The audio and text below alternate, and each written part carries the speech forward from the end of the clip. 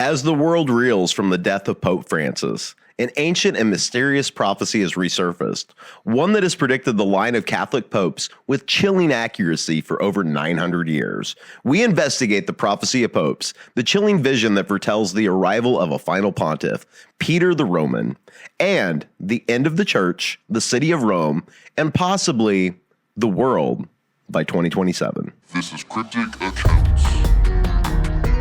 By paranoid people, for paranoid people.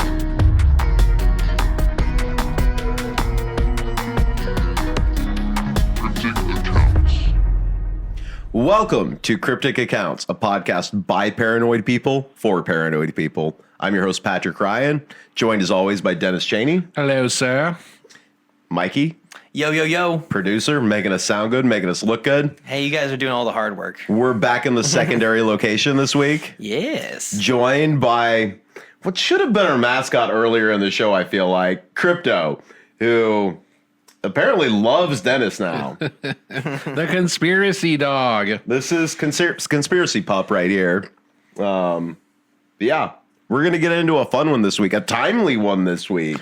Yeah, I'm interested to see what you found about this. I've been aware of this for a few years, but I don't know how. I don't know. I'm interested to hear it. I feel like we've talked about it, but it kind of completely slipped my mind. And then the Pope died on the 21st. And I was looking into what we were going to do next. And you're like, have you looked into this prophecy of the popes? And I'm like, I vaguely remember that. We're going to find out. And then I dug into it and I'm like, Well, I know nothing, so I'm excited to hear what you got, man. well, we're gonna take you into some Catholicism this week. Neato. Which, based on the way the Red Heifer episode went, I think we're gonna catch some attention from people that are paying attention to things like this. Yeah, y'all really love that one. So Yeah, they did. So before we get into that, hit the like, subscribe, share this. We appreciate it. That helps us out more than anything. If you're watching this on YouTube, go to the page, hit the notify button so that you know when new episodes are coming out. Subscribe, all that helps us out a ton. If you want to actually support this show, because we don't have any sponsors, because you've heard what we're doing on here. You can find us on Patreon. You can go to the website to find all that. Website's getting redone, so the donate button may or may not be there. But definitely Patreon's available. We appreciate it. But more than anything, if you can be sharing this, liking it, following, like that helps us out more than anything. Because if you've been following the show, the topics that we do, they don't really want us talking about this stuff. So they tend to kind of muffle us down a little bit. So if you can help us by sharing that, we appreciate that more than anything. So yeah, let's get into this prophecy of popes. Let's get into it. So in the wake of Pope Francis's death on April 21st, 2025, an ancient prophecy has resurfaced from the shadows of Vatican archives, captivating believers and skeptics alike with its chilling prediction. And that is, the next pope may be the last pope before the end of the world. This 900-year-old manuscript that we're about to discuss, which is known as the Prophecy of Popes, has predicted with eerie accuracy the succession of Catholic pontiffs for centuries now. Now, as cardinals gather to select Francis's successor, many are asking, are we witnessing the fulfillment of a prophecy that ends with the destruction of Rome and the final judgment in 2027? what? Okay. Did I grab your attention, Mikey? Sure did. Go off, King. Continue. So the story begins in medieval Ireland with a holy man named Malachi O'Magar. I believe it's Malachi. You know what? I looked it up. It depends on who you're looking at. Okay. As a fellow Irishman, I hear Malachi. Okay. Malachi. How are you hearing it pronounced? I've always thought it was Malachi. Look, there's going to be a lot of Latin in this episode, Okay. and I don't speak Latin. I'm just going to let it roll. So I have looked up a fair amount of these like pronunciations, but I'm going to butcher them. And sometimes people are more or less kind to me about the way I pronounce things in the comments. We're asking for grace. Yes. Yes. If there's an episode that needs grace, it's one about the Catholic Church. Amen. So Malachi, Omegar. Can we agree on Omegar? I'm just letting it roll. I'm just letting it roll. Do you think? So he was born in Omar. Oh man, I should have looked that one up a little bit better. What do you think, Dennis? Oh my god. Yeah, there we go. Close enough. In 1090, he was born in Ireland. So Malachi rose to become the Archbishop of Omar and a respected church reformer. According to tradition, in 1139, Malachi was summoned to Rome by Pope Innocent II. During this journey, he allegedly experienced a remarkable vision, a divine revelation showing him the succession of popes from his time until the end of the world. Yeah, that's the scary part. So we saw the future? Yes. Yes, That's yes. Nice. So what makes this prophecy particularly compelling is its format. It's 112 short, cryptic Latin phrases, each supposedly describing a future pope. Now, Malachi reportedly recorded these visions and presented the manuscript to Pope Innocent II, after which it was deposited into the Vatican archives, and then it was forgotten for 4 centuries. Right. As you would. Yeah. As it would, as, you know. I mean, anybody listening, watching, who knows anything about the Vatican, it's miles and miles of records. Oh, yeah. It's underground. not like, yeah. It's not like it's a small studio. And you wouldn't just announce this. You wouldn't just be like, hey, everyone, we know when the world's going to end. Well, no, because, I mean, no. I'm trying not to spin off into anything there. But yeah, they tend to like to keep stuff like this close to the vest. It's also just like, what would be the point? I mean, that's true, especially back in the like 1100, like 1200 AD. Yeah. Like, hey, the world's going to end in like 827 years. So like, get ready. Like, no, there's no point in bringing that up. So it got put away. It gets put in the archives and then gets forgotten about until 1595, when Benedictine monk Arnold Wion published it in his book Legnum Vitae, a history of Benedictine order. Now, Wion attributed the prophecy to Saint Malachi and included interpretations of the cryptic phrases, applying them to historical popes up to Urban the 12th, who had died. 7. That's a 7. That is 7. You're right. Thank you for your correction on You're that. welcome. It is Urban the 7th. Look, there's going to be a lot of Latin, a lot of Roman numerals. I know my Roman numerals. Well, then you need to hop in on this, Mike, and I make got sure you. I'm in check. I appreciate you. So it stays hidden until 1595. He dies in 1595. But here's where the story takes its first controversial turn. The historical record shows no mention of this prophecy by Saint Bernard of Clairvaux, Malachi's contemporary biographer, who meticulously documented the saint's miracles and achievements. In fact, no historical evidence of the prophecy exists before 1590, more than 400 years after Malachi's death in 1148. So he predicted this in 1100 something. According to the guy who found it. Yes. Yeah, that's the thing, is that he recorded it, that Pope the Innocent, the second, put it away in the archives, and then nobody knows about it for 400 years. Right. So it's not that it didn't exist, it's that nobody knew it existed. That we know of. Yes. Okay. Well, if you know very much about the Vatican, they keep a lot of stuff really Well, close there's a to lot. It's a huge. Yes. Yeah. Well, keep going though. Yeah, no.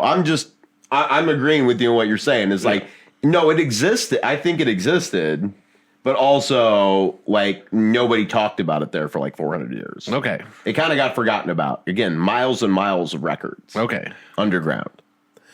So this gap has led many historians to conclude the prophecy is a 16th century forgery, likely created around 1590. That's the skeptic point of view on this. Okay. I mean, I'm not inclined one way or another on this yet, but I don't think that's impossible. No, I don't either. Based on like what we know about the Vatican, like, and the way that, again, they don't just like tell, like, you can't go look, and we're going to get into it. Yeah. They are still, even in today's age, but they said they said that he had a contemporary biographer. Oh, so you're going Malachi with this, huh? I'm going with whatever you say.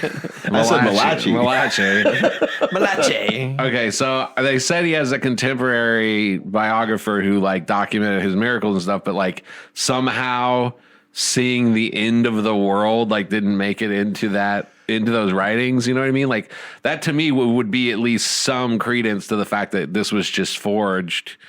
I mean, maybe, when it was supposedly but found. Also, I thought about that, and when I look at it, okay, so he has that happen on the way to go see the Pope. He tells the Pope they write it down, yeah. They write it down because it's in the archives. They put it away, and then I almost wonder if the Pope told him not to tell anybody about that. That's possible.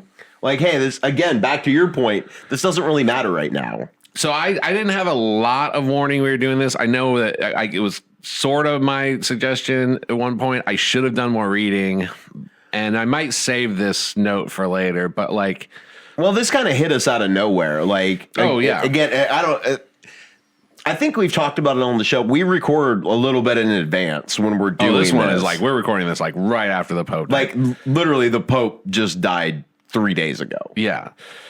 And this was, we should talk about that. So, okay. So I'll just say for now, I did some reading about this, but I will say to me right now, I'm up in the air. It could very well be a forgery, or it could very well have been censored or just put away and forgotten about. Okay. I'm wide open on this. I'll show my cards a little early on this one. Okay. I'm presenting both sides of it because I want to be fair about it. But I really lean towards like, no, the Catholic Church is just kind of suppressed. Just hit it. Okay. All right. I'm excited. I'm also, okay. Keep like going. That's, again, I'm going to present it equally down the middle because I want everybody to have their own opinion about it, weigh the facts, go look into it, research it. But also, I could see why they would bury this and then maybe not want to affirm how true it may be. Okay. All right. Okay. So the gap that happened has led many historians, like I said, I think I already said this, to conclude that the prophecy is a 16th century forgery, likely created around 1590. Spanish monk Benito Jeronimo Fejoy e Montenegro. Again, I'm very sorry to everybody. I think you nailed it. There's a lot of Latin and Italian in this, and I looked a lot of stuff up, and I'm not going to pronounce it great, but I don't want to get nailed in the comments. I tried, everybody. I tried.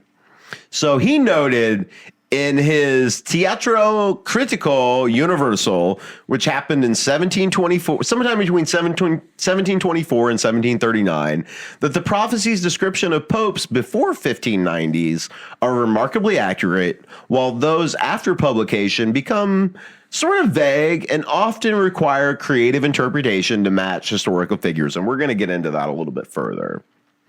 So the verses and explanations given by Weon correspond closely to a 1557 history of the popes by an Onofrio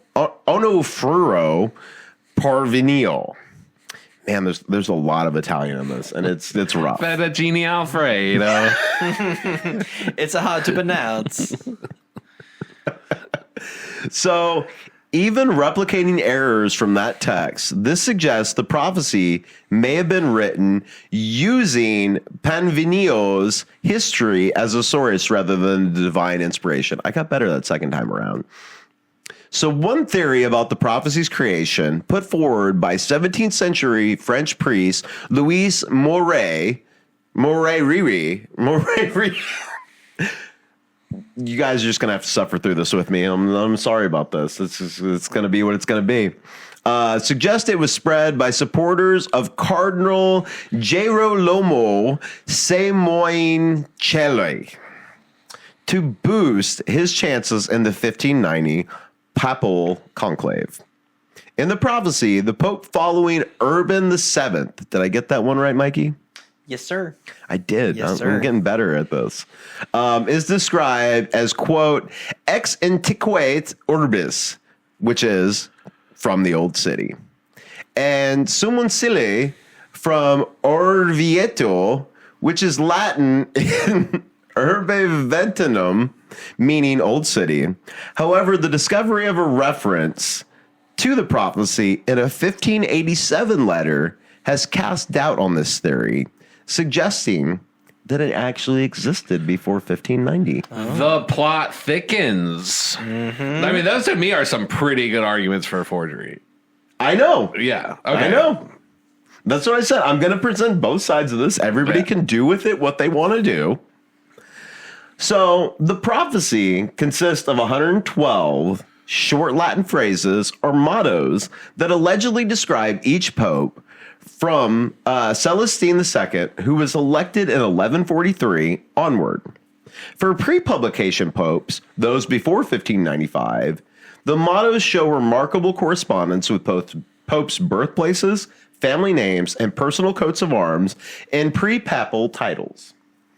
So, again, before this gets discovered, it seems very dead on. Okay. I do want to point out, I want to poke a hole in the forgery theory before I forget. Okay. So, when was the actual vision?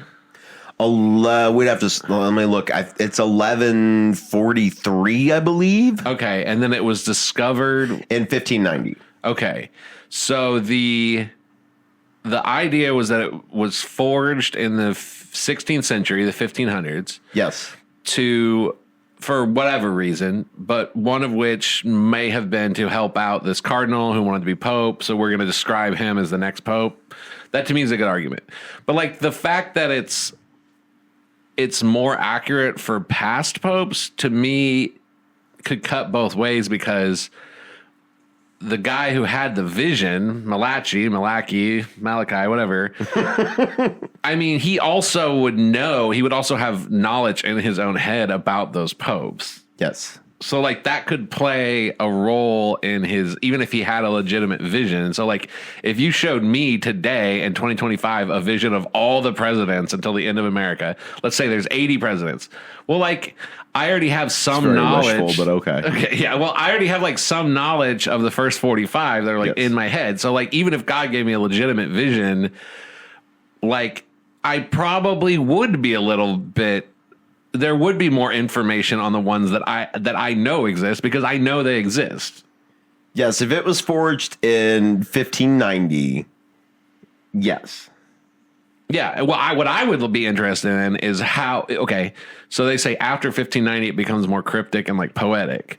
What I would be interested to know is the period between the 1100s. Those are accurate.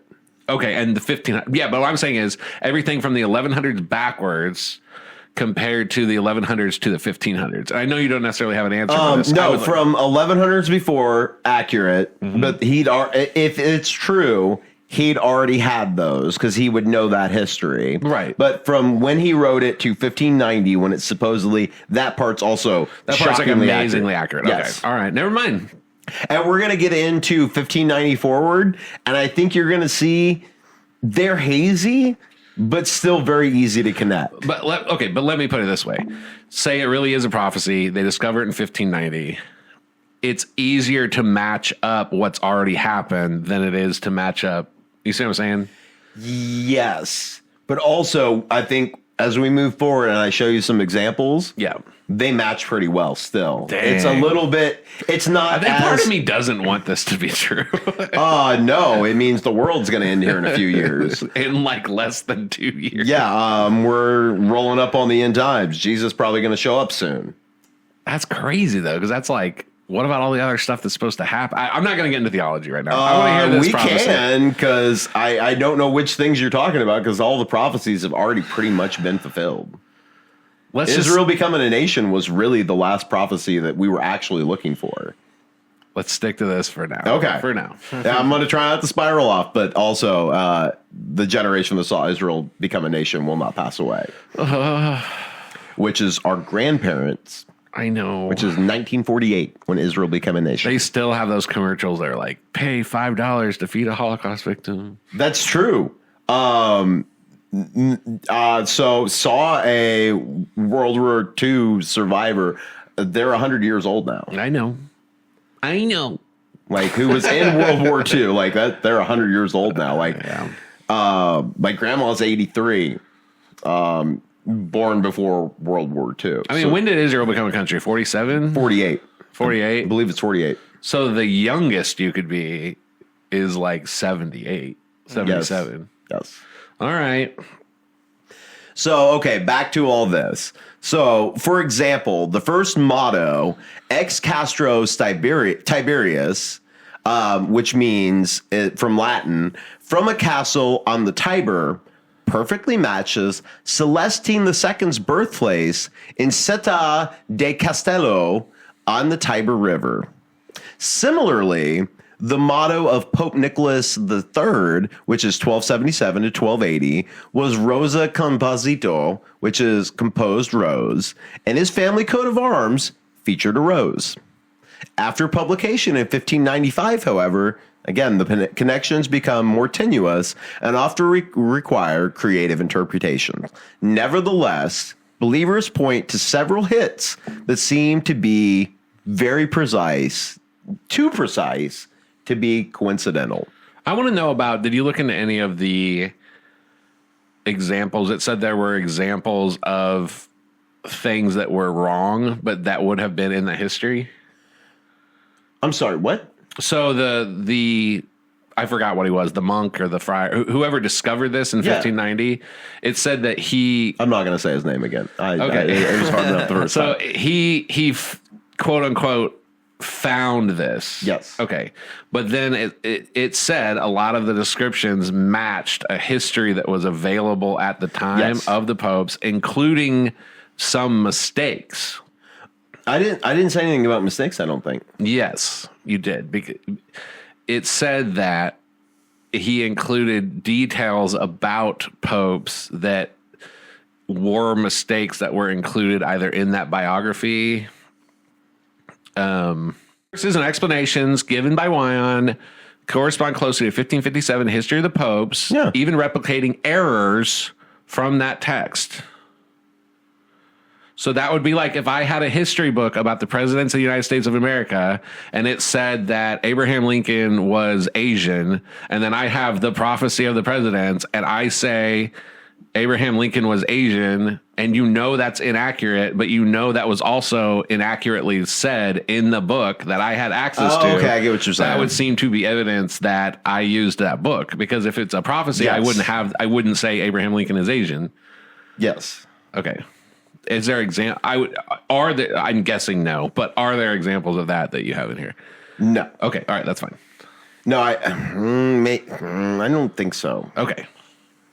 Like, we're pretty much moving from the 1594 because that's what kind of matters. Okay. Now I feel like I'm just guessing it was later scholarship that realized those things were errors. Yes, but it's. We'll move forward. Okay, that's fine. We'll move that's forward. Fine. That's fine. You might have got me on that one a little bit. Okay. And again, I am trying to present kind of both sides of this simultaneously. And that's fine. No, yeah. But even that, I mean, the reason why I would want to see an example of that is maybe they call it an error, but that's like a not a very good faith thing to say. When I looked at everything before 1590, like, I didn't see any. Like, I know he kind of says that. Yeah. And I kind of missed that detail and just like, where do you see? Because it was just example after example of like, and it was weird things like they'd say this about this guy and then that was in his coat of arms, or they'd say this about his name and like that was his family name. Right. And that's when I look, that's what I see there too. were single details in like each one that's like, yeah, you could match that to that. Right. Okay. Like, and that's kind of where it's like, I kind of wonder if when they say there's maybe discrepancies. It's that they felt like the discrepancy was bigger than That's why I would found. want to see an example of a discrepancy to see if they're saying that in good faith or if they just don't want it to be true. They just want to say it's a forgery. Honestly, I kind of wonder that. And as we go forward in this, I'm going to show it's almost like the Catholic Church maybe wants to disprove that this is. I mean, that's what you would do with any private resolution. Well, we'll say that for later, but you would want to disprove most private miracles or signs because you wouldn't want to just say, hey, this guy had this vision on his own in his bedroom. Let's all believe it. And I think that's a lot of it is because and that's the correct way to look at it, whether you're Christian or Catholic, is these are extra biblical things that are happening. Yes. And I mean, if you go back Old Testament, anybody who made a prophecy that was wrong, they die. Yeah. So there may be that kind of element to this too. And I kind of I'm going to wait till you go farther because I'm always scared that my independent research will like step on yours. But no, I don't. I want you to present that because I'm just again, this happened 3 days ago and I started digging into this. Most of what I've looked at about this in the last couple of days has focused on why isn't this, what is this considered by the church? You know what I mean? Then that's what I've been looking into, but I don't want to get into muddy. Yeah, but I have my own things I've found, but I don't want to get into it until I see what you say. So that's fair. Yeah. Okay. I can give you time at the end to or I'll just hop in whenever. Yeah, I mean, I don't have any problem. Like, again, I'm going to try, as I put this together, I tried to kind of show both sides of this. I just have to ask questions because I'm so up in the air. It's obviously a very important thing if it's real. Mm-hmm. Yes. So, I just got to know. I got to know what you do. I mean, again, back to, okay, so, like I said, an example of one that worked from before 1590 was he wrote down Ex Castro Tiberis, which is from the castle on the Tiber, and Pope Celestine II's birthplace is on the Tiber River. That's the kind of connections we're seeing. Right. But that is prior to 1590. Yes, that is prior to 1590. Yeah. But okay, so is that actually a fulfillment of that is the real question. Is that close enough? That certainly would be. Because, okay, so if you accept that as that's on the mark. Then the ones after 1590 start looking a lot like that. Yes. Okay. All right. That's exactly what I suspect. That's where I'm going with this is yes. If you're cool with that, all the ones after that actually are that level of. Ruh-roh. Yes. Okay. So. Again, after the publication in 1595, the connections become more tenuous, as some believe, and often require, again, what I would consider the same level of creative interpretation. Oh, we'll see. So there was Leo the 13th. Am I good, Mikey? Huh? Oh, yeah. Mm-hmm. And he's in 1878 to 1903. He was known as the light in the sky. He had a comet in his coat of arms. And that's how that comparison's made. That's super cool. That is crazy. So is that the same as being born by the Tiberius? It's more tenuous, but it's that to me. I mean, I'm going to give it credit. That's what I'm saying. Yeah. Okay, that's the level we're at past 1590. And I got more examples. So Pope Benedict, oh gosh, the 15th. 15th. Good job, you guys. You know your Roman numerals. He's 1914 to 1922. He was religion depopulated, whose papacy coincided with World War I and the Russian Revolution. What's papacy? I've never heard that word. That's being the Pope. That's the being the Pope. Oh, cool. That's presidency. Papacy. That's being a Pope. I'm learning so much on this podcast, you guys. So are you with me on that one? I'm with you. Okay. See, this is when they say vague. That's the level of things we're looking at. Coat of arms is interesting because I'm guessing the coat of arms is created in your own time. Well, but it goes back generations sometimes. Oh, I see. A coat of arms is your family's sigil. Oh, I forgot that was a real thing and not a thing you you do at the No, that's not a Renaissance Game of Fair. Thrones thing. That's like a real thing that happened in medieval times. I kind of forgot there that you didn't just get to make up your own coat of arms. No, it's going down generation to generation. That's your coat of arms, and they really cared about that. Yeah, okay. So we got the comic guy. We got religion depopulated during World War I. Next, we've got Pope 11? No. 6. Paul VI. Man, I'm falling apart on Roman numerals. Thank you guys. So Pope the Sixth, Pope Paul the Sixth. He was 1963 to 1968. He was known as Flower of Flowers, who had a fleur de cis in his coat of arms. Fleur de cis. So back to coat of arms, and that would have gone back hundreds of years. Mm-hmm.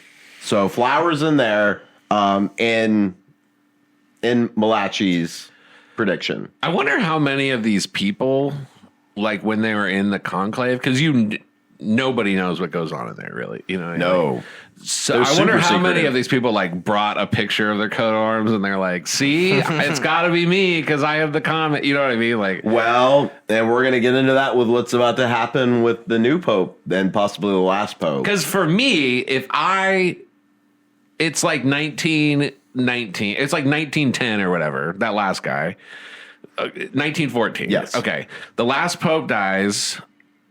And then, well, religion depopulated. It's a bad example. But, okay, so go for Light of the Sky, Leo. Okay, so it's 1878. The last pope dies. I'm a bishop.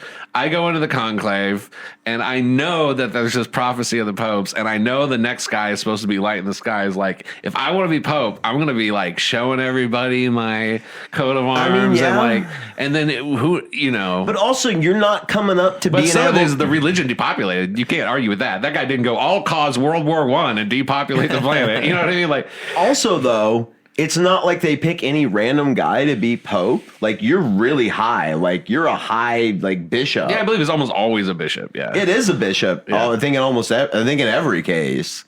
You're very high ranking already. Yeah. Which to have risen to that point naturally, and then to also line up with that. yeah. You're right. You're in a small group of candidates, and also you match this prophecy. So maybe that edges you out a little bit because you fit in there, but also like you're in that position already. Assuming that's even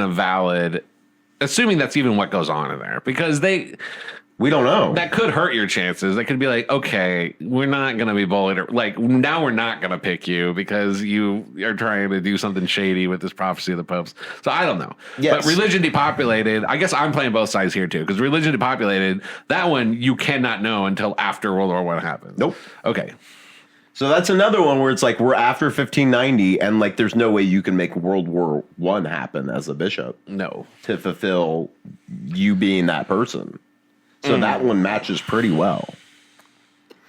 So Peter Bander, head of religious education at Walhall, he's a teacher training college, which is a teacher training college, wrote in 1969 that despite scholarly skepticism, the prophecies remain popular among ordinary people, making them, quote, as relevant to the second half of the 20th century as they have ever been. Not all Catholic scholars, though, have been so charitable. M.J. O'Brien, a Catholic priest who authored an 1880 monograph on the prophecy, dismissed it entirely as, quote, these prophecies have served no purpose. They are absolutely meaningless. The Latin is bad. It is impossible to attribute such absurd triflings to any holy source. See, I wish I looked into this more. Well, Because that might be true. It might be like how they say, like, Nostradamus, you know? funny you bring him up. Is he coming up? He's coming up. Oh. But a lot of that, sometimes you look into it, and it's like, As outside the Catholic Church, no, Nostradamus actually weighed in on this. We're going to get to that here in just a little okay, bit. all right, I'll wait. But he's an example to me that sometimes you'll read something of his that seems really accurate, but then you'll go look at it, and he didn't really say the child of the flower will blah, blah, blah. He said something completely whacked out. does lean to- it's like 3 levels of interpretation. is what I'm Well, saying. but he did kind of, it seems like he predicted World War II. Oh, Seems like he might have predicted 9/11. I've been on an Edward Casey kick lately. Go on. Edgar Casey kick Yeah. lately. I don't know. Okay. Just, I feel like he predicted the pyramid. I got on a kick of his recently because he kind of predicted the chamber underneath the pyramids. Ooh.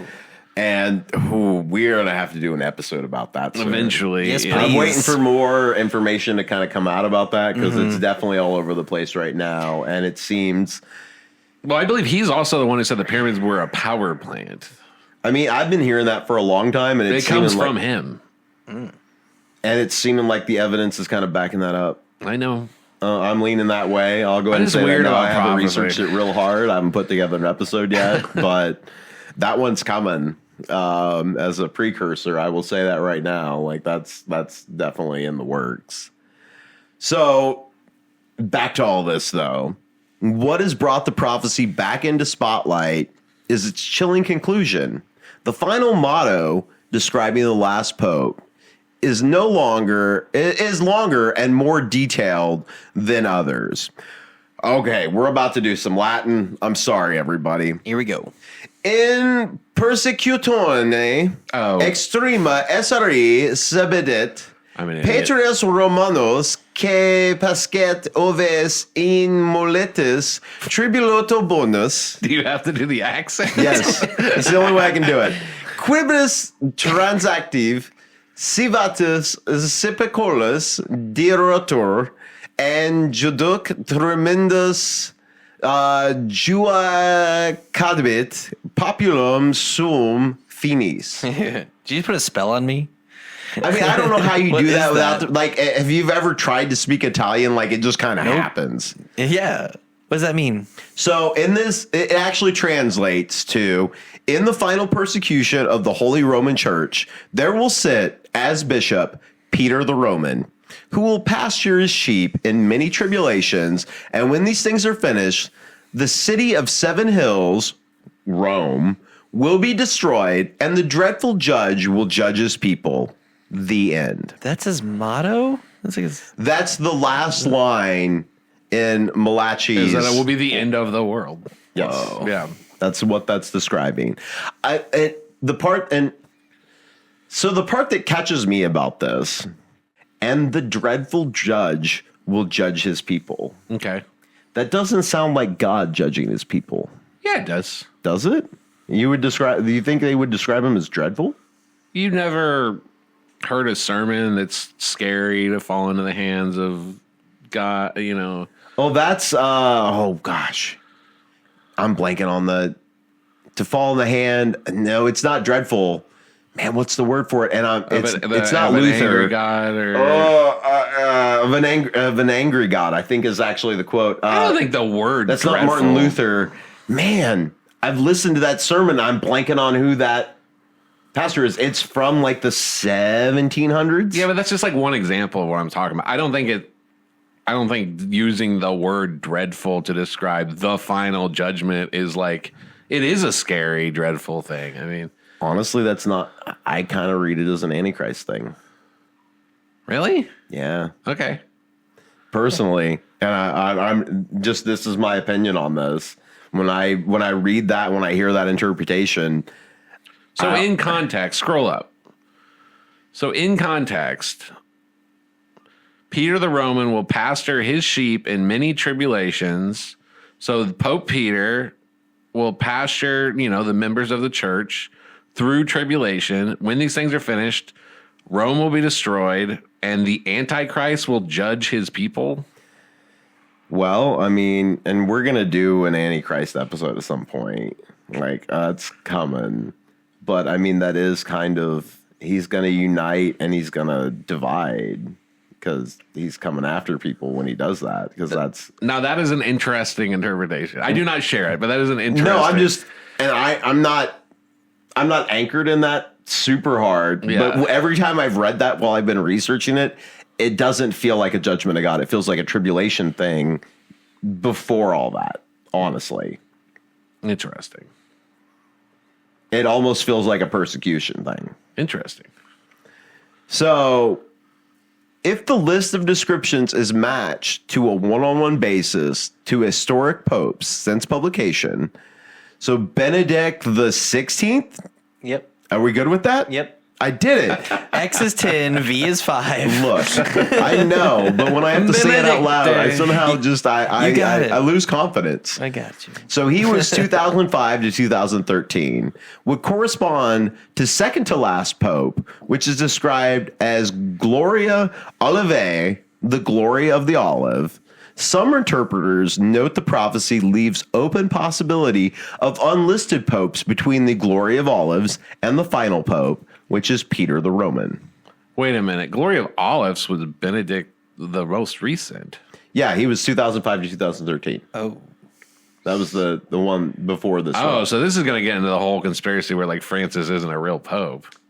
Oh, and if you've been following some of the things he says... I just listened to like, and I don't believe that, but I just listened to like a 2-hour thing about that yesterday. He's out telling think what you want about Catholics, but the last pope that just died, and man, this might get. I think a lot of what this might be where the Catholics come after me, but he literally went on and said like all roads lead to God. See, I think a lot of that was taken out of context.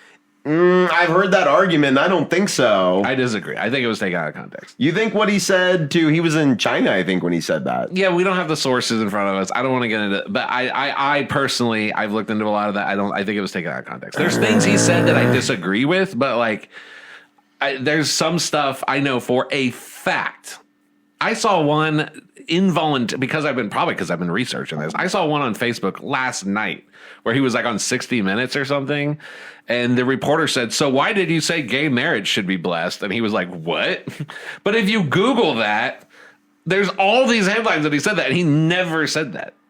He didn't? No. Really? No, he did not. And he it's just right there on tape. It's right there with the reporter who apparently did her research or has her newsroom that did her research. And you can go find out why she thinks that. But he just flat out was like, no, I don't. This is what I said. This is what you should be. And like, that was my problem with a lot of the stuff during Pope Francis was like, yes, he is more liberal than like Benedict. Oh, yeah. Okay. But, and that is indisputable. But he would say stuff. And then I think it's almost indisputable that if you go look at it, he would say stuff that's like more liberal than normal. But then like the media would take it and turn it into something so twisted because they don't care. They're not Christians. What they want to do is they want to divide Christians. They want people to think that the Pope said we should bless gay marriage. They don't care if that's true or not. He could tell them to their face, I never said that. But if he can say something that can be misinterpreted as that just works to cause division. And then it works to have the churches that do want to do gay marriage and stuff. They say, well, the Pope said it. You know what I mean? That's where it's just dishonesty. That was going to be my rebuttal is like, we've seen a fair amount of that's happening in the Catholic Church. I don't think that's happening in the Christian church too. I don't think there's a lot that's gone. I think there's a lot of confusion. I think there's a lot of lies. I think there's a lot of stuff conflated. A lot of these, look at. Oh no, we're getting real. This is gonna be. Look at some of the stuff. I know you have a side project. I know we've been talking about it. Yes. I'm probably gonna help you with it. Look at a lot of the stuff we've been sharing back and forth. Yes. When you see a woman priest wearing a rainbow frock. Whew. Okay. We could be talking about Methodists, Presbyterians, or Catholics right now. No. There is no Catholic woman priest rainbow frock. There's not? Absolutely not. Absolutely not. That's just... The color really throws me off. That's what I'm saying.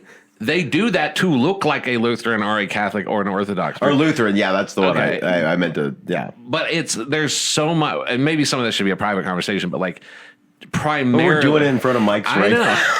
Primarily, I'm just telling you, man, like but anyway, this is a sidetrack because the thing I watched didn't say he wasn't the Pope because of that. The thing I watched said that he wasn't the Pope because of some like legality about the way that Benedict stepped down and stuff like that. But are you telling me, and I can't believe this like went over my head this week, are you telling me that there is no reference to Francis in the prophecy? Does it go directly from Benedict to Peter? Because that would be a pretty big omission.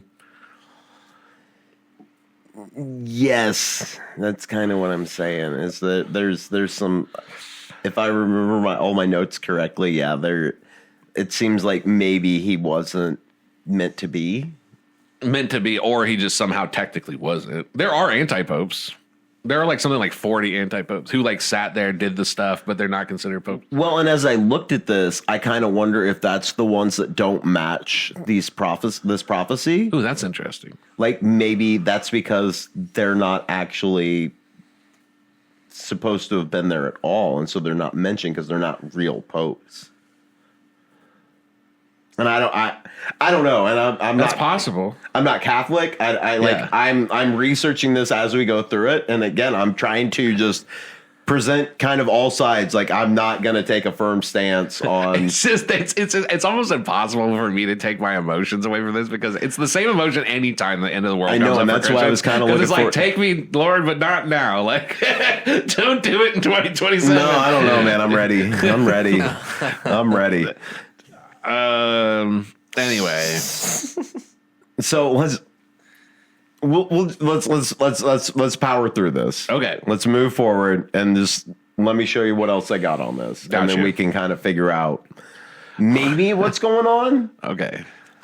Really, this is going to be one. I feel like this episode is more one that I'm probably going to leave people with more questions than I do answers. Yeah. Which usually that's not how we like to do this on this show. Like usually I feel like we feel pretty strongly about like, no, this is what happened. It is pretty interesting that this is like the second or third 1,000-year-old prophecy we will live through. Remember like the Mayan 2012 and like the... Yeah. I mean, how many world collapses have we seen? Like, I mean, there's that meme about like millennials, all the things we've lived through. Yeah, we keep getting all that. Well, I'm going to shut up for a while. Okay, so Pope Benedict the 16th, he resigns in 2013, which is questionable anyway because popes don't normally resign. Usually they die in that post. He quits. So the first pope, again, how rare it is, it's been 600 years since a pope resigned. That doesn't happen. Right. And again, succeeded by Pope Francis. And that's kind of why speculation runs rampant on all that, because it's not normal that a pope resigns and then we put another pope in. So, like, is that a legit pope the next time? Because usually that's the end of their career, usually. I just looked it up. Some people did consider Francis Peter the Roman. Really? While he was alive, some people. The couch makes it hard for you. I'm glad your phone's there. Like, you can't have a laptop in front of you. You're doing great work. So, was Francis actually Peter the Roman? And though his papal name honors Francis of Assisi, some noted that Francis's father's name was Pietro, which is Peter. And his family had Italian origins, potentially connecting him to Rome. With Francis's death in April 21st, 2025, attention is now shifted to his successor. According to Reuters, among the 9 frontrunners to succeed Francis, 3 are actually named Peter, which some see as an uncanny fulfillment of prophecy. So perhaps the most startling aspect of the current fascination with the prophecy is the specific date that keeps emerging, which is 2027. According to a March 25th Euronews article, some interpreters believe that Judgment Day will actually occur in 2027, based on a passage attributed to Pope Sixtus V that reads, "Axel in the midst of a sign." Proponents of this theory claim Pope Sixtus V's tenure began 442 years after the first pope's rule, placing him in the middle of the papal lineage. They conclude that the end of the world would come 442 years after him, which would be 2027. This theory gained renewed attention following Pope Francis's illness in early 2025 and his subsequent death in April of 2025. The timing seems almost too perfect for believers.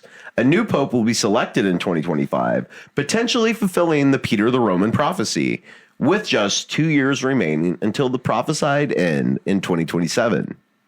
Adding another layer to this apocalyptic timeline, a viral TikTok video from July 2024 claimed that Pope John the 23rd.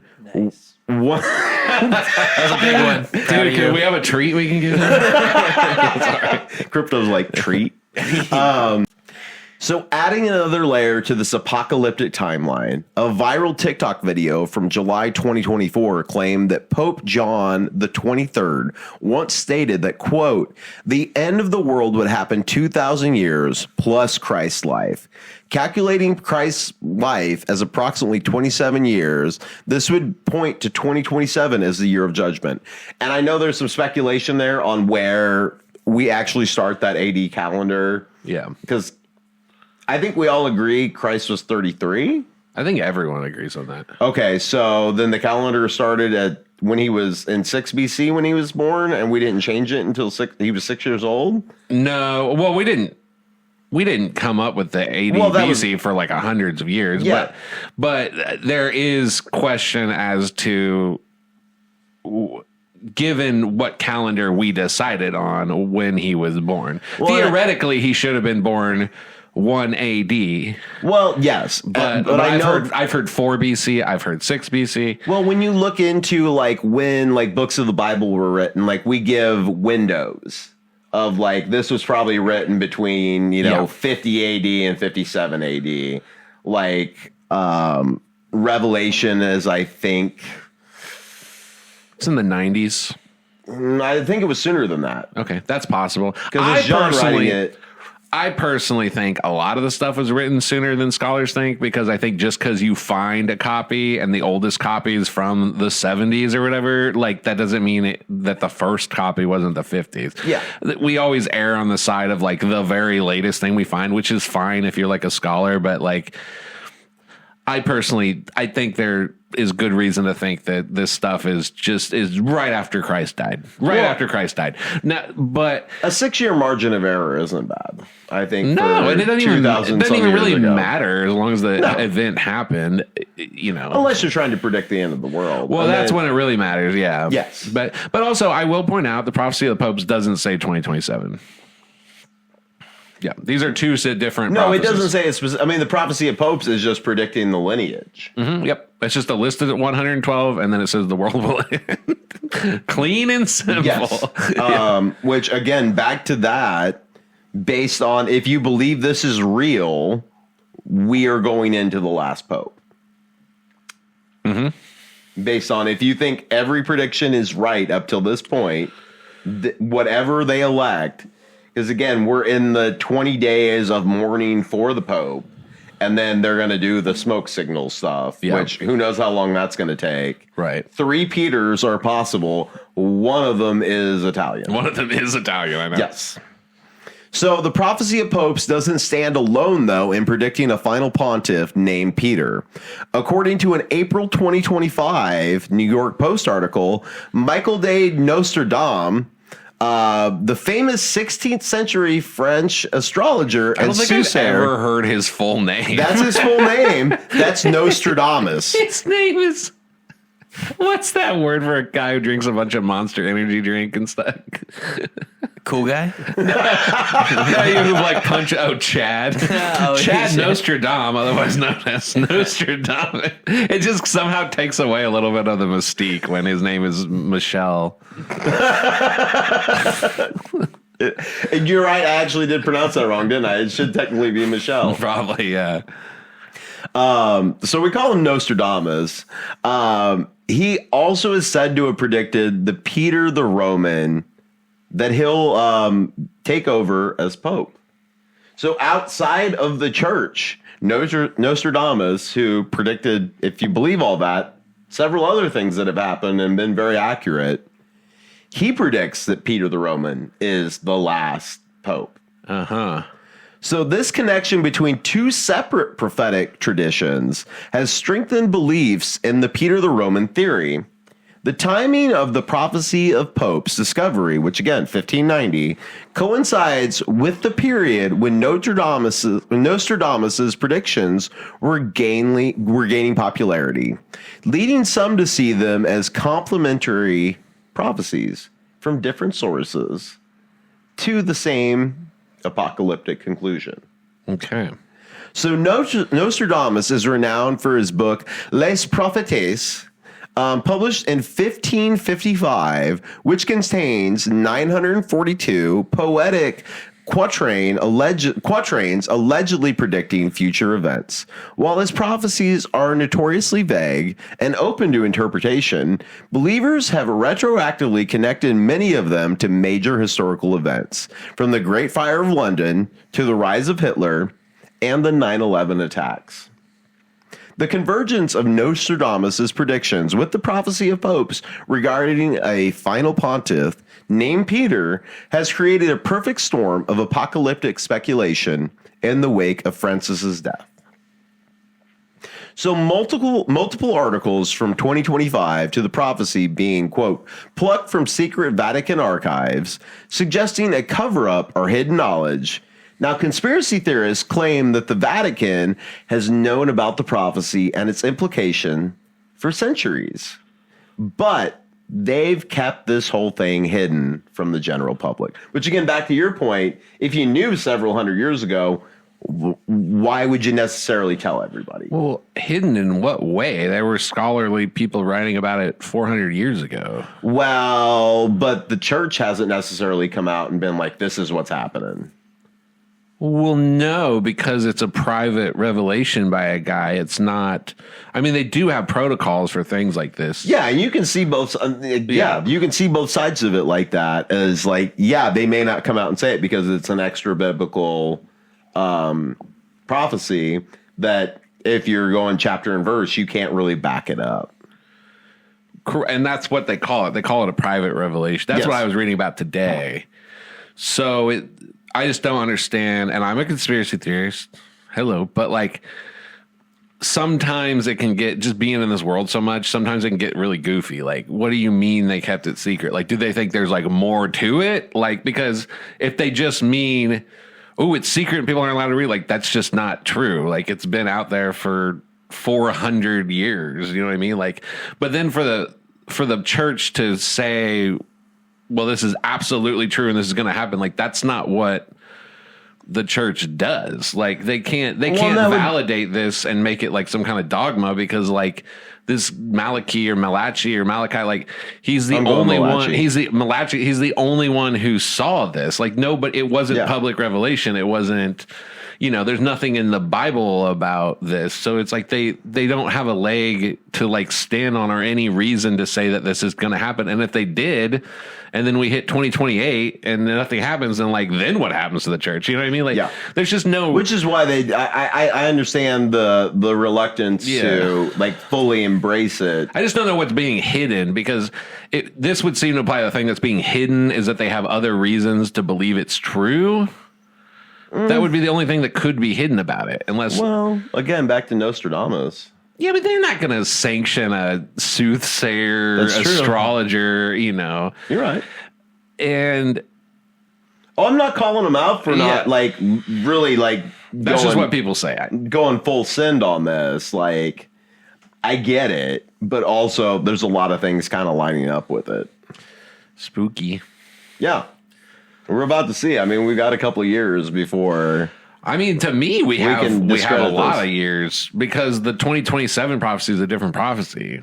So if there really is Peter the Roman next, it could be 40 years, depending on how old the guy is. It could be 20 years. Well, I know we're going for a vibe here. We're going for the world's going to end in 2 years. No, I'm not saying that at all. Yeah. They're saying if this prophecy is correct, it starts in 2027, is what they're saying. No, and that's based on numbers, based on that Pope I said earlier being the halfway point. Right, but that's a separate. You're right. It's a detail inside of a detail. Separate. Yeah. Okay. Yeah. Okay. That I'm just saying the prophecy of the popes could be real, and the thing about 2027 could be fake. Yes. So the world could end in 2034. That's true. And then there's like Jewish prophecies that line up with 2030, which has got to do with the 7 generations. And we could do a whole episode on that in its own. Oh, boy. And I don't have enough notes on this to like make hard things. I know there's definitely a 2030 if you go by Jewish stuff. And if Jesus was born, again, back to like, do we have his date nailed down? I think we pretty much, that one's just like we have a range. I mean, if you're going by the 2000 thing, it could be, well, literally, let's say he was born 6 BC, then that'd be 27. Well, if you really study, I mean, any book of the Bible, like we don't have hard years for really any of them. They're pretty much, I'd say the tightest gaps on pretty much any book of the Bible, Old Testament, or really New Testament, especially, it gets real tight. It's like 5 to 7 year windows on like when this was written. And when they were written, maybe because there are examples of saying like in the 7th year of this person's reign, or but like we don't have any. Old Testament, we don't have any. But even now, we can't go back and be like, oh yeah, Ramses took power in exactly. But we just have a range. That's normal. Well, and with stuff like that, like you go, what you're referring to, I think, is Chronicles or Kings in the Old Testament, where you're going in the reign of so and so. And we're cross-referencing that with other extra-biblical references, other cultures that are saying this king was in place in these years. Yeah. So we still end up at little windows. Yeah. I agree with you. I think like it's pretty close. But yeah, you're right. I don't know that there's any point where we can say it was definitely, this year. You can go months because some of the stuff does give us months, but it's harder to do the exact year. So the March 2025 Euronews article states the prophecy is, quote, located in the Vatican's secret archives and discovered in 1590 by Benedictine monk Arnold Wion. This narrative feeds into broader conspiracy theories about the Vatican possessing secret knowledge about the end times. So the Vatican Secret Archives, officially named the Vatican Apostolic, Apostolic, there we go. Thank you, Dennis. Archive in 2019 houses the Catholic Church's historical documents, state papers, correspondence, and other records accumulated over centuries. Access to these articles has historically been restricted. I don't know if you know that. Like, they don't let a lot of people look at that. You have to be a scholar. Yep. And even then, they're not letting everybody just look at everything. So this fuels speculation about what secrets they might actually contain. While scholars have been granted increased access to the archives in recent decades, certain sections of the Vatican's archives remain off limits. And the sheer volume of material, get this, Dennis, there's estimated that there's 53 miles of shelves under the Vatican. 53 miles. That's crazy. That means that many documents remain probably completely unexplored at this point. Like 53 miles. Mm-hmm. Like, that's crazy to think of how big that is. Just a row of bookshelves that's 53 miles long. Yep. So this combination of secrecy and vast unknown content creates fertile ground for, again, I hate the term, but conspiracy theories. Well, yeah. So some theorists suggest that high-ranking Vatican officials are aware of the prophecy's authenticity and are preparing for the end times right now, either by attempting to prevent the fulfillment of the prophecy or by ensuring that the right Peter is selected as the next pope to guide the faithful through the coming tribulation. And that's the other thing to think about. If they know about this, and they think this is true, right? They want a Peter to be there because they got to pick the right Peter to actually get the church through what's about to happen. Except for we're skipping over the part where Francis would have had to have been Peter. Maybe. And if that's the case, I mean, then it's already over. The prophecy is over. Yeah. Which are we in the tribulation right now? If Pope Benedict if Pope Benedict was the olives or the olive branch or whatever, if that is true, and Pope Francis was a legitimate pope, then the prophecy's over. And that means we're in the tribulation. Yes. Which means there's a lot of weird stuff that's happened in the last 4 years. And if you think this is real, you can look at the persecution of the church from the last 5 years. Like, not in America, but if you look at what's happening to the church in the rest of the world, that could be persecution. I mean, we've got Christians being beheaded. Then the next step is the end there. Yeah. Yep. That's a very real possibility. That you're right. That could have been it. Either that or there's a technicality and, the next one's the real one or whatever. Well, again, we've got 3 up for grabs that are, in fact, named Peter, which would hit the nail right on the head. Let's keep going. One of them's from Italy, again. Right. And when this comes out, we're not going to know who the Pope is. But if it's Peter from Italy, this leans towards this is it. It will be interesting if they don't pick a Peter to conjecture about what they're doing in there, or if the people named Peter were kind of cursed from the beginning because you don't want the end of the world to happen or something like that. Well, and there's no way they're not thinking about this. Oh, they definitely are. I mean, back to the argument that Sam made about the red heifers with what is self-fulfilling. They're trying to make it happen. Yeah, or not. But again, if there's a God who's actually presiding over the whole thing, matter. It doesn't matter. Yeah. It doesn't at all. So with the upcoming papal conclave to select Francis's successor, conspiracy theories have emerged about the selection process being influenced, like we were just talking about, the knowledge of this prophecy. Some theorists suggest that cardinals who believe in the prophecy might deliberately vote for or against Peter's candidates named Peter.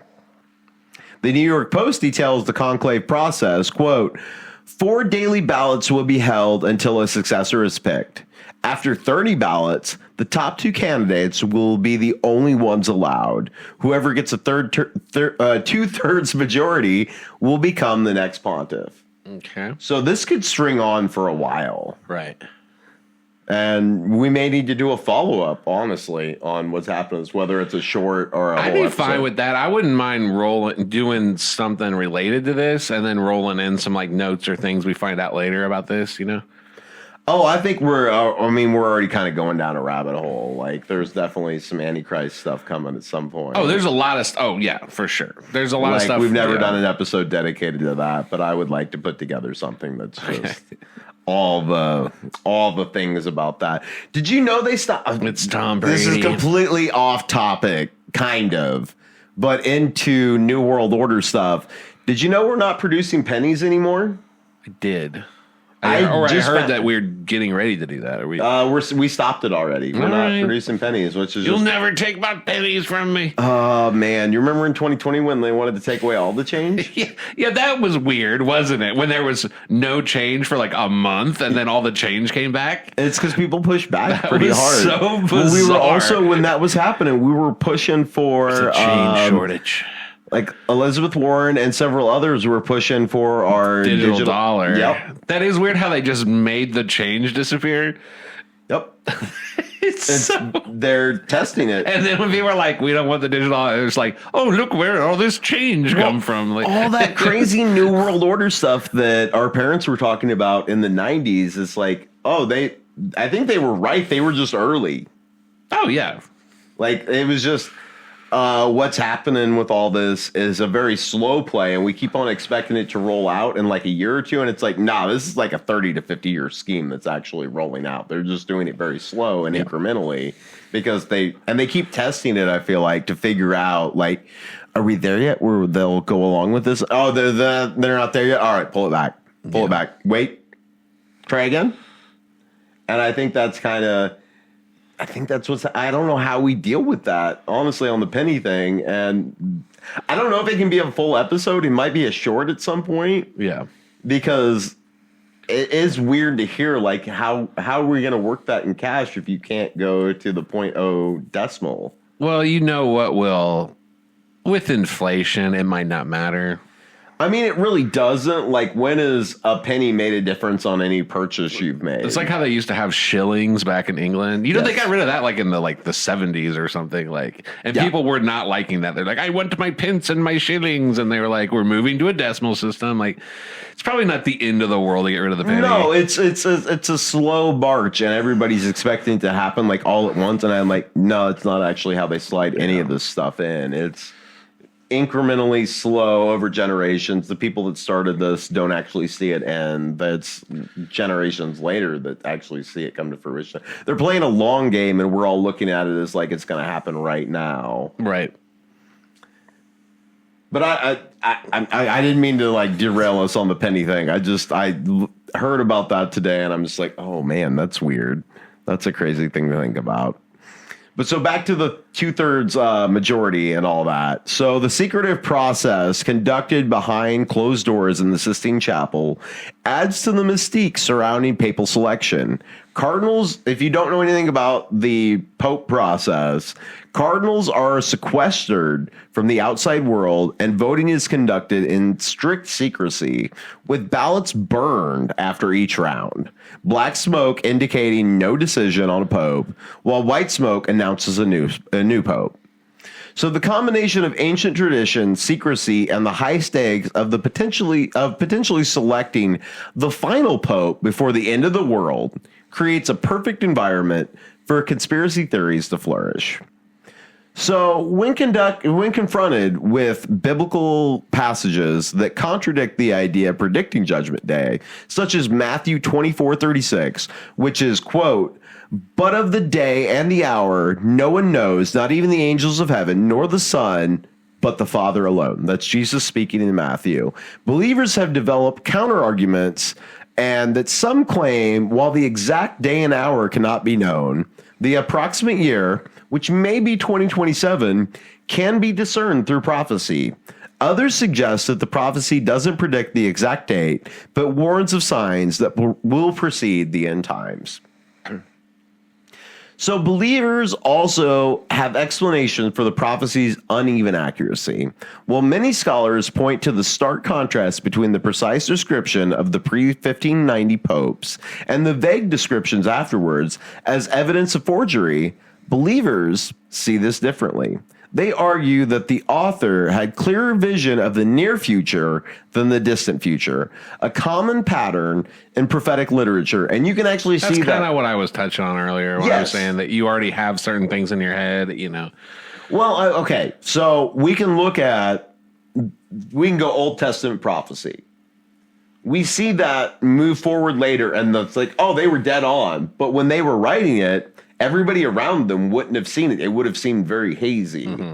But as time moved forward, it became clearer.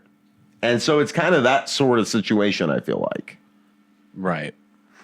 So back to the New York Post, quote, "The description of popes are very specific until the year 1590, conveniently the year when it was discovered and just several decades after Nostradamus made his claim." So again, and I don't know if I pointed this out, Nostradamus made his claims like 40 years. Just like slightly prior. Yeah, before these things got discovered in the Vatican archives. Okay. So he said all this, he wrote it down, and then 40 years later, the Vatican finds all this. But his part in this is the name of the final pope. Yes. Okay. So from then on, the phrasing becomes much vaguer and open to interpretation, end quote. So rather than seeing this evidence as against the prophecy's authenticity, believers interpret it as evidence of genuine prophetic ability that became less precise for events further in the future.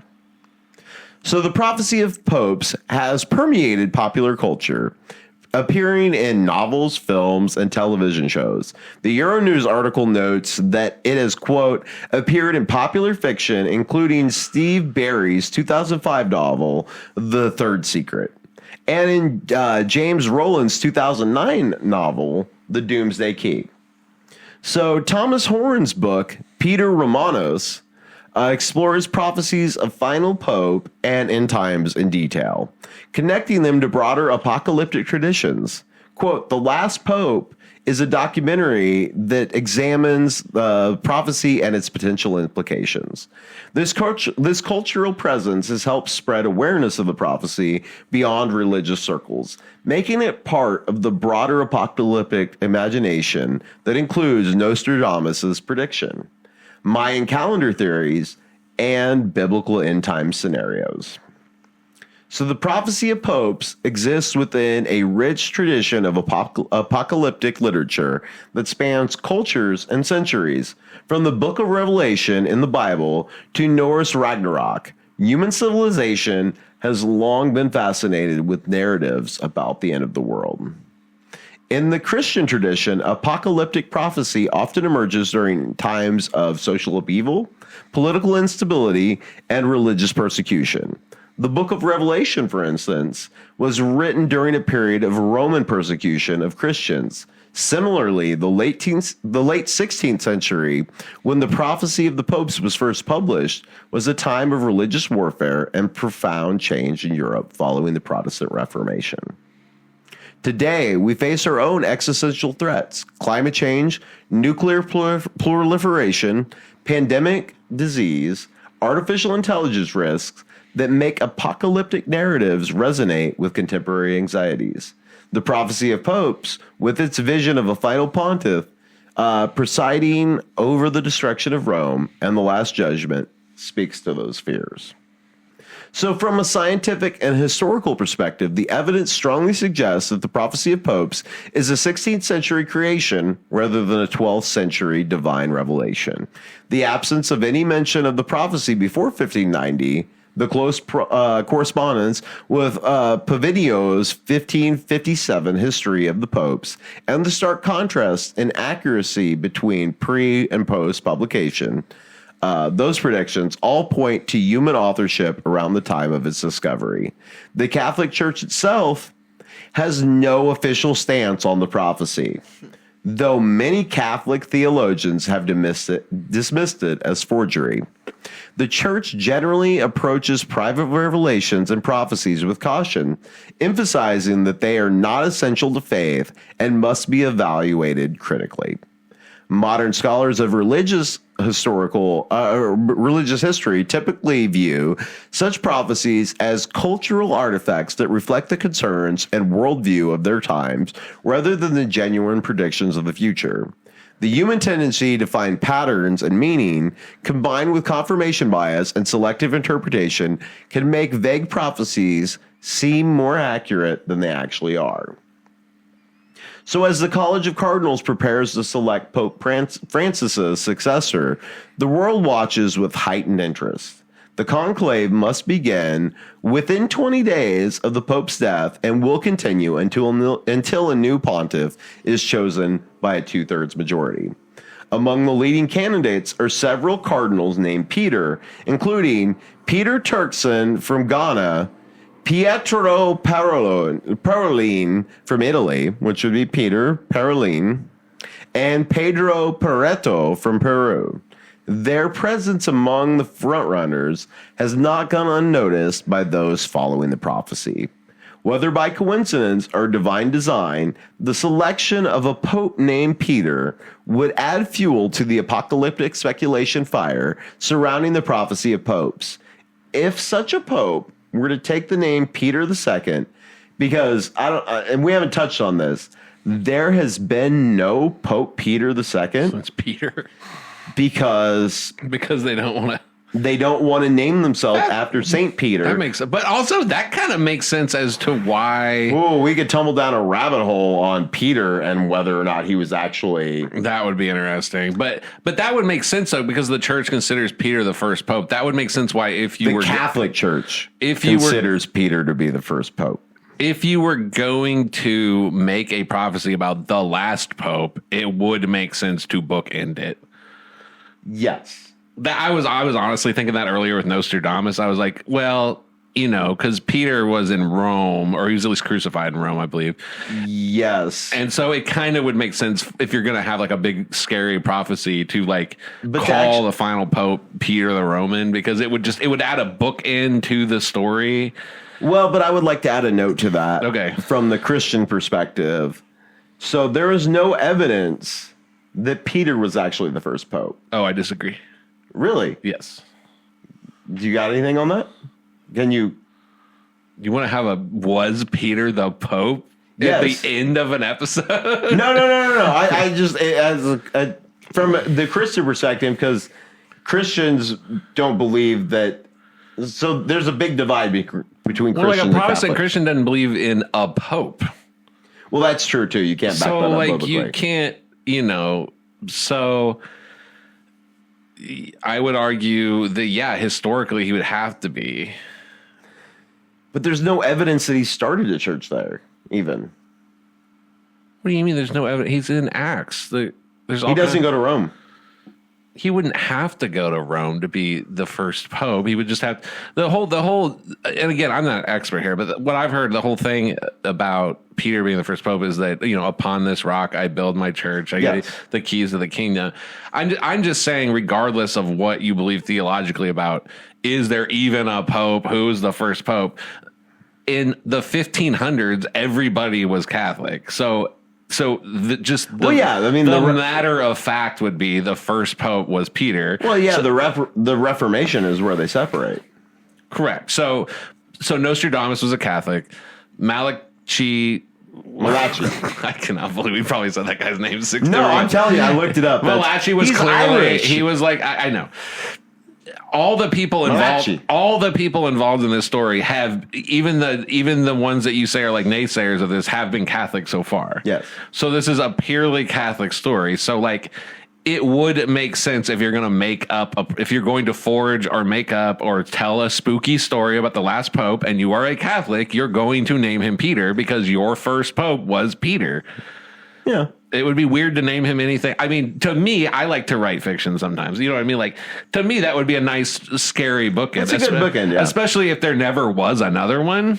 Yeah. You're like, ooh, the first and the last and the... Well, there were popes named Peter. They go by something else because they don't want to be Pope Peter. That's a whole other... Out of respect for Peter. That's a whole other thing. Like Francis, his father, you said, was named Peter. Yes. So that could, yeah. It's going to be... We're going to have to come back. So if they elect a pope whose name is Peter and he goes by Peter, that leans into this even harder. Oh, hardcore. Yes. The first one ever. Yeah. Yeah, when everybody else, even named Peter, didn't do it. Yep. I mean, at that point, I'm like getting my stuff together. That's gonna be a big deal. Yeah. Yeah, that's definitely a get right with Jesus It moment. also feels like a little rude to do that if no one's ever done that before. Well, unless it's meant to be. Yeah. And prophecy's real. And this Malachi had a real revelation. Because, I mean, there's definitely been predictions that have come true. It doesn't get counted because, I mean, if you go Old Testament, if you prophesied and you were wrong, they killed you. Bad things were going to happen. You were going to die. Yeah. Like, that was the rule. If you prophesied and you were wrong, which is why, I think that's why they're hesitant to lean into it, because they actually agree with that. Whew. And just, yeah. So, whether by coincidence or divine design, the selection of Pope named Peter would add fuel to the apocalyptic speculation fire surrounding. I think I already said all that. So, if such a Pope was actually named Peter II, because again, never been a Pope Peter II. I actually never knew that. Yeah, they don't use Peter. It makes sense, but I just never heard that. So as we stand at this crossroad of history, with a papal transition underway and the prophesied date of 2027 approaching, the prophecy of popes continues to captivate our imagination. Whether viewed as divine revelation or human intervention, it speaks to our enduring fascination with the future and our desire to find meaning and pattern in the chaos of history. For believers, the prophecy offers a framework for understanding the current events with a grand cosmic narrative. For skeptics, it provides a case study in how prophecies work psychologically and culturally, how they evolve over time, and how they respond to changing circumstances. What cannot be denied is the prophecy's remarkable resilience. More than 400 years after its publication, it continues to generate discussion, speculation, and wonder. As the cardinals gather in the Sistine Chapel to select the next pope, millions around the world will be watching, not just for the color of the smoke, but for signs of prophecy fulfilled. So whether the next pope will indeed be the final pontiff before the end of the world remains to be seen. But in an age of uncertainty, where traditional institutions face unprecedented challenges and existential threats loom on every horizon, the ancient vision of Malachi, or whoever actually penned those cryptic Latin phrases, continues to offer both warning and hope that history has a pattern, that our present troubles have meaning, and that whatever end awaits us, it's part of a larger plan. As we await the white smoke that will announce a new pope, we might reflect on the words attributed to Saint Malachi. Are you really going to try this one? I'm not. I'm going to read it in English. Okay. Nearly a millennium ago, in the final persecution of the Holy Roman Church, Peter the Roman will sit, who will feed his flock amid many tribulations, after which the seven-hilled city will be destroyed, and the dreadful judge will judge his people. The end. No, I'm not going to attempt that. The end. I thought about attempting it in Latin again, and just no. I just saw this entire paragraph of Latin, and I'm like, please don't do this. I thought I might try and do it again, but I'm not going to try and do it again. Do you want to try it now that we've got all the main info out, just so they can hear what I was warning about? In persecutione extrema essere serabit Petros Romanos que pascet oves in moletes tribulatobus quibus transitias civitas sepulchrolis deratur and judux tremendus judicabat populum succum finis. I feel like it went better that time than the first time. It actually wasn't that bad. Well, I'm telling you, you got to do it with the Italian accent, or it doesn't happen It's at all. me, a Malachi. It's a spicy meatball. It's at the end of the world. I gotta say, as a final thought, Yes. this made me. A lot of us just do. I'm not convinced. That's fine. I'm not this one. Not this one. I don't. Now, if some stuff happens, like the first pope to call himself Peter, okay, that's going to be a reevaluation moment. But for me, I didn't know the stuff about the, and I'm going to look into it. Whenever we do the Antichrist or whatever next, the next End of the World episode, I'm going to just have a notebook of stuff that I find out about this. I want that to happen. Because I don't know if this warrants a part 2, but like I'm going to write some stuff just about this. I don't know if there's enough here for a part 2. But I don't know if it'll be. I think it'll. We've been talking about doing more short stuff. True. And that may be something that we do on. We got like a 10, 15 minute. Yeah, that could be something Not we an do on episode. TikTok or something. Yeah, that sounds good. It's just like a follow up to this. To me, the problems are this. I'm kind of convinced Nostradamus did his thing first with the Peter. Okay. Peter makes sense as a literary bookend. I'm inclined to believe there's something, since we didn't go through all 12, there's something to the idea that the ones prior to 1590 are a little easier to interpret. You know what I mean? We really only gave like 3 or 4. I decided not to get bogged down. That would be impossible. We would be here till... I read all of them, and I was like, we would have been here so long, right, just going through each one. And it's just one line, but to like actually like articulate what was happening there, it's just like, you can go look them up yourselves, like... They match it's very clear, but I feel like I tried to give good examples of what was happening. You did a great job, and there's no way we could have gone through 112. I'm just inclined. I'm inclined to believe there's something to it being worse after 1590, precisely because you had a whole section where the people who believe it make excuses for it. Yeah. So that tells me there's something I don't understand about Latin or this or that, or that I'm going to find on Wikipedia. There's something deeper here that it really does get harder to interpret. interpret. Well, if you have to nobody- make up an excuse, Nobody wants to hear me go through 112 no, Latin phrases. that would make no sense for anybody on any podcast. That would be like, well, that would be, it's like its own podcast. So like, so there's all of that. Then there's the guy who, the bad Latin. It's like, well, first of all, he's an Irish dude. Why would you expect him to have perfect Latin? You know what I mean? That doesn't say anything to me. The fact that it was, and then here's the other thing. Here's the big one. I did not know that Francis was not in this. That to me is a tough pill to swallow because It is. Because he would have, and then people in his lifetime, I was trying to Google it, were arguing, well, he has to be because his dad was named Peter and he has There was that Italian lineage. And like, so I'm not saying it's impossible. Well, and if that was it, then that means we're already in tribulation. True. Now, there's also been people, because of the weird way Benedict stepped down, who have always argued that there's something legalistically wrong with this, and Francis isn't the real pope. There's always been some people who argue that. So if the prophecy is real, then I guess that's it. But to me, it's hard to square with Benedict was Olives, he was 111, Francis came, Francis went, no Peter, Francis dead. I mean, it's hard for me to square that on this one. That's fair. That said, very interesting.